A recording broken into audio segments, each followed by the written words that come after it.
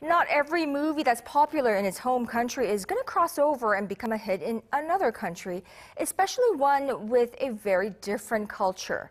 Now, this is something that translators play a huge role in, as they can make a movie understandable and relatable in a new language or make it incomprehensible and written off as one of those weird foreign films. So the success of Bong Joon-ho's Parasite at the Cannes this year also owes to the translator of this film, as this movie is especially heavily loaded with Korean cultural references that could have been lost in translation. Our Lee Min-sun met with Darcy Paquet, the translator behind the English subtitles for Palme d'Or-winning Parasite.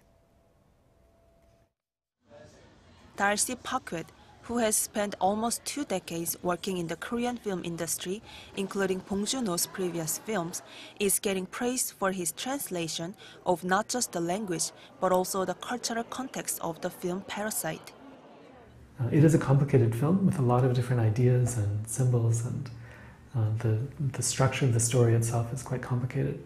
I think that, film does have this really surprising power to cross between cultures. I tried the best I could to translate the meaning of the sentence well, but also I looked very closely at the acting and the facial expression and the voice tone of the actors. And I tried to communicate that emotion as well as the actual content of their lines. To successfully narrow the gap between different cultures, at times he created new words or substituted Korean concepts to something that a foreign audience can quickly understand. There's a scene in the film where the question is, does Seoul National University have a major in document forgery?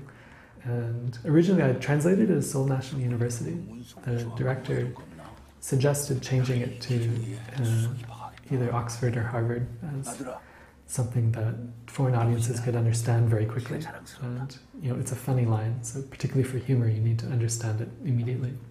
Having worked on the translation of several Korean films, including Bong's previous film, The Host, Paquet recalled his work with director Bong.